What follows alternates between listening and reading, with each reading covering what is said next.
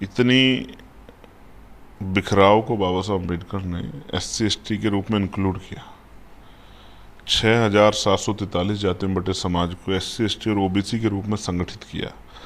और संगठित इसलिए किया कि वो जब कल पढ़ लिख लेंगे तो लोकतंत्र की शक्ति को समझेंगे, किसी के पिछलग्गू नहीं बनेंगे, वोट के आधार पर पावर अपने हाथ में लेके और अपनी तरक्की के लिए पॉलिसी बनाएंगे। उनके IAS IPS DM बनेंगे, उनके कमिश्नर बनेंगे, उनके जो है वकील बनेंगे, जज बनेंगे, डॉक्टर बनेंगे, इंजीनियर बनेंगे। ये पावर उन्होंने दी उनको कि पॉलिसी बनाओ, पैसा कहाँ खर्च करना, क्या करना, सब अपने हाथ में लो, खजाने की चाबी अपने हाथ में लो। तो अब उसको दोबारा से तोड़ने का प्रयास किया। मैं एक कहानी मेरे याद आ गई जब आप सवाल पूछ रहे थे। मैंने बचपन में पढ़ी थी कि एक रोटी को लेकर दो बिल्लियों में दो, हाँ। बंटवारा हुआ कि भाई ये बंटवारा किया जाए कि कितना हिस्सा किसके पास है, कितना किसके पास रहेगा। और बंटवारे की जिम्मेदारी दी गई बंदर को। तो बंदर तराजू में, बंदर ने वो रोटियां रखी और जब ये पलड़ा नीचे होता तो इसमें से कुछ तोड़ के खा लेता, और फिर ये वाला पलड़ा नीचे होता तो उसमें तोड़ के खा लेता। इस तरह से आखिरी समय ये आया, अंतिम सार ये था कि वो सारी रोटी बंदर के पेट में चली गई और बिल्लियां भूखी रह गई। ये कहानी समझदार लोग एकदम से समझ जाएंगे। अगर SC ST के लोगों में इतनी योग्यता पैदा होगी है तो फिर NFS कैसे हो रहा है? फिर आप नॉट फॉर सुटेबल करके इतने लोगों को जो है अवसर नहीं दे रहे हो, उन नौकरियों को आप जो है एक बार के बाद जो है सामान्य जाति के लोगों को देके जो है उन पोस्टों को खत्म कर दे रहे हो। तो इसका मतलब ये है कि अभी भी उस तरह के अवसर, उस तरह की प्रतिभाओं का निखार नहीं हुआ। उस तरह जो उस तरह के जो जरूरतें हैं, जो उसकी जरूरत है वो पूरी नहीं हो पाई है। और ये नहीं पूरी हो रही है, फिर तो आपने ऐसा कर दिया, तो इसका मतलब ये है कि आप डिवाइड एंड रूल की पॉलिसी पर काम कर रहे हैं। और इस बार हम SC ST के लोगों को बंटने नहीं देंगे।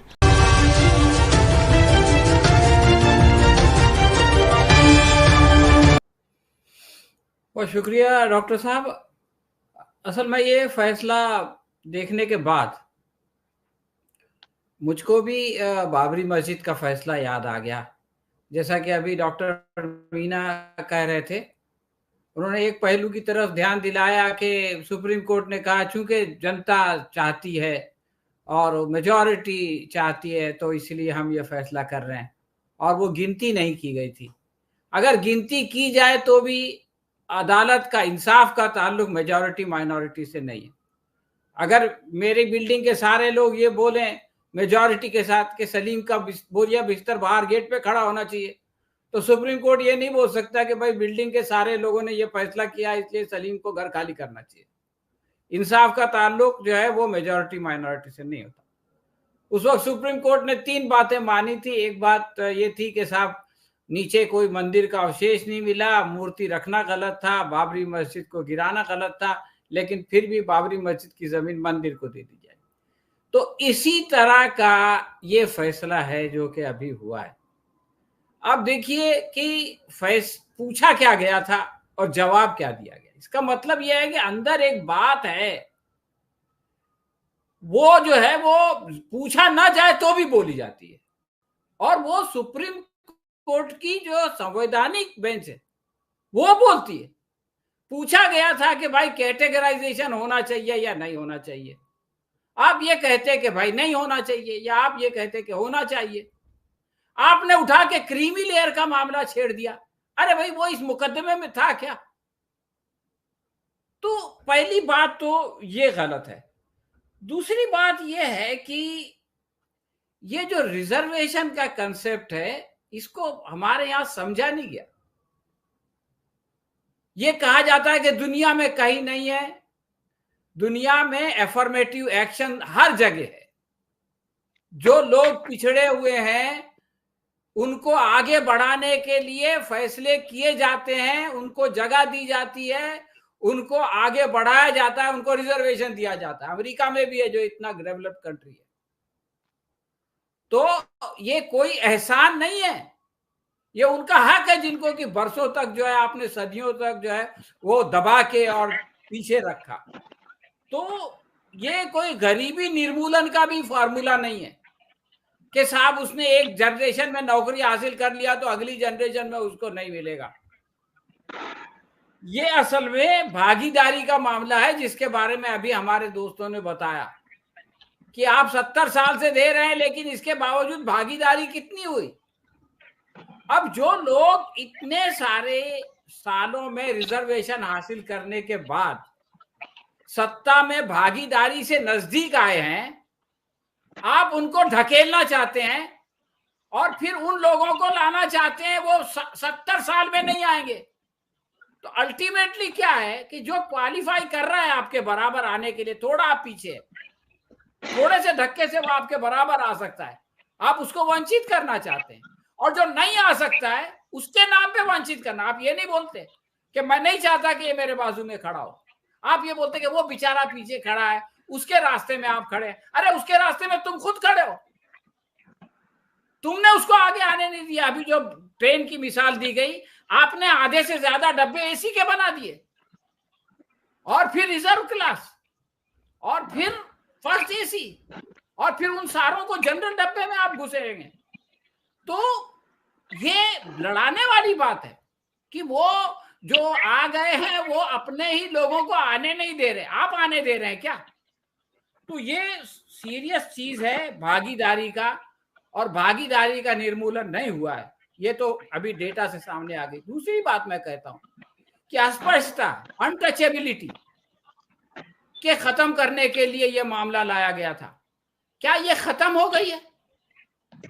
अरे भाई, हमारे राष्ट्रपति को अजमेर में एक मंदिर में जाने नहीं दिया गया, भुवनेश्वर में धक्के उनको और उनकी वो पत्नी को धक्के दिए गए। अभी केस चल रहा है, फैसला कभी नहीं होगा, इसलिए कि ये जजेस करेंगे ही नहीं अपने खिलाफ फैसला, और उन पुरोहितों के खिलाफ फैसला जिन्होंने कि उनको इंसल्ट किया। अभी मुर्मू गई थी दिल्ली में एक मंदिर में जगन्नाथ के, उनको गर्भगृह में नहीं जाने दिया गया, बोले बगैर बताए आ गई थी। क्या बता के आएंगी? और दूसरे मंत्री बगैर बताए गए तो वो गर्भगृह के अंदर चले गए। तो जो जिस समस्या के समाधान के लिए ये चीज लाई गई थी, वो समस्या अगर राष्ट्रपति के साथ है तो बाकी लोगों का क्या मिसाल दिए, बाकी लोगों की क्या आप उदाहरण देंगे? तो ये सब बेकार की बातें हैं। और मैं समझता हूं कि ये जो है वो, जैसा कि अभी कहा गया, रिजर्वेशन को खत्म करने के चोर दरवाजे। देखिए, ये एक चोर दरवाजा है कि आप उसमें वर्गीकरण कीजिए, फिर आप स्टेट गवर्नमेंट को इसका पावर, खुद उत्तर प्रदेश की, आपके प्रदेश राजनाथ सिंह ने एक कमीशन बनाया था, तो उसने क्या फैसला किया पता है आपको? उसने कहा कि साहब शेड्यूल कास्ट में जो है वो जाटव सबसे आगे है, यानी उसको नहीं देना चाहिए। क्यों? बीएसपी को वोट देता है। और फिर कहा कि यादव सबसे आगे हैं और किसको देना चाहिए? तो साहब जाट को देना चाहिए, इसलिए कि जाट हमको वोट देगा। तो यहाँ इंसाफ से फैसला कहाँ होता है? यहाँ तो भाई जिससे अपना राजनीतिक फायदा हो उसको दो, जिससे आपका राजनीतिक नुकसान है उससे लो। तो आप ऐसे लोगों से जिनका कि ये ट्रैक रिकॉर्ड है, उनको आप दे रहे हैं कि भाई आप फैसला कीजिए कि किसको देना चाहिए, किसको नहीं देना चाहिए, कौन क्रीमी लेयर में। इसका मतलब ये है कि आपकी नीयत जो है वो ठीक नहीं है। आप देखिए, प्राइवेटाइजेशन का एक मामला अभी सामने आया, लैटरल एंट्री का मामला सामने आया। आप जो पब्लिक सेक्टर था जहां रिजर्वेशन था, उसके अंदर क्या किया जाता है?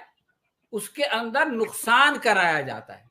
जिस पब्लिक सेक्टर को पहले फैसला किया कि साहब एचपीसीएल को बेचना है, तो उनके ऑफिसर से कहा जाता है कि अब आप इसको घाटा कराओ, वो घाटे में जाती है। फिर सरकार आती है, बोले देखो घाटा हो रहा है, फिर उसको बेचती है, फिर उसको एक आदमी खरीदता है, एयर इंडिया, और जैसे ही वो खरीदता है वो फायदे में चली जाती है। सवाल ये है कि वो जो सरमायादार है वो एक ऐसी कंपनी को खरीदता क्यों है जो घाटे में जा रही है? वो अपना दुश्मन है, उसको मालूम है कि ये घाटे में नहीं जा रही है, इसको घाटे में डाला जा रहा है मुझको बेचने के लिए, और उसका भी फायदा कर दिया, और उसमें जो रिजर्वेशन की वजह से जिन लोगों का फायदा होता था उनको भी वंचित कर दिया। दूसरी बात है लैटरल एंट्री। लैटरल एंट्री में आप दीजिए एससी एसटी को, बताइए कि हमने 52 में से जो है वो 25-26 लोगों को ले लिया, बल्कि 52 में से 35 लोगों को ले लिया, इसलिए हम लैटरल एंट्री कर रहे हैं ताकि ये आगे आए। उसमें तो एक को नहीं लेते।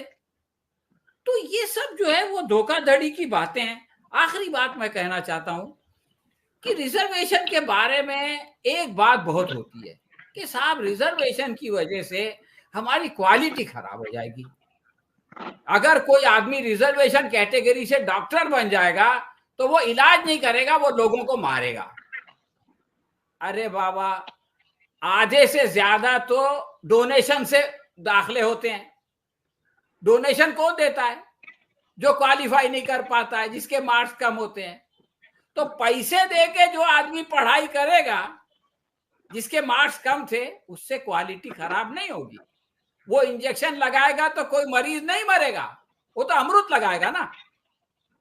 और कोई गरीब अगर शेड्यूल कास्ट का, शेड्यूल ट्राइब का आदमी रिजर्वेशन की बुनियाद पर मेहनत करके डॉक्टर बनेगा, उसके परसेंटेज मार्क्स कम थे, तो उसके बारे में आप ये करेंगे कि ये तो साहब सरकारी दामाद है। हमारे आईआईटी में पिछले दिनों जो है वो एक लड़के ने खुदकशी कर लिया, आत्महत्या कर लिया। नायर हॉस्पिटल में एक शेड्यूल ट्राइब लड़की ने आत्महत्या कर लिया। क्यों किया? कितनी मेहनत करके वो गई और मेडिकल उसमें दाखला लिया, और फिर उसने जो है वो अपने बाप को फोन किया, बोले बर्दाश्त नहीं होता मुझसे। ये सुलूक आज हो रहा है, आज बंबई जैसे शहर में हो रहा है। छोड़िए गांव देहात की बात, जिसके बारे में अभी मैं सुन रहा था किसी से कि वहां तो जहन्नुम है उनके लिए जीना, नर्क में जिंदगी गुजार रहे हैं। लेकिन जो शहर है बड़े बड़े मेट्रोपॉलिटन, वहां पर जो है हमारे पढ़े लिखे बच्चे जो है वो आत्महत्या के लिए मजबूर हो रहे हैं। तो ये इस विषमता को दूर करने के बजाय आपस में लोगों को लड़ाओ, उनको बताओ कि देखो इनकी वजह से तुम आगे नहीं बढ़ रहे हो, और उनकी ताकत को तोड़ो, बांटो और काटो। ये जो अंग्रेजों की फलसफा था और उससे पहले इनका अपना भी फलसफा था, उसी को दोबारा लाने की ये एक साजिश है, मैं समझता हूं। और ये सुप्रीम कोर्ट का फैसला है, और लोग ये कहते हैं कि सुप्रीम कोर्ट का फैसला, उस पर कोई टिप्पणी नहीं होनी चाहिए।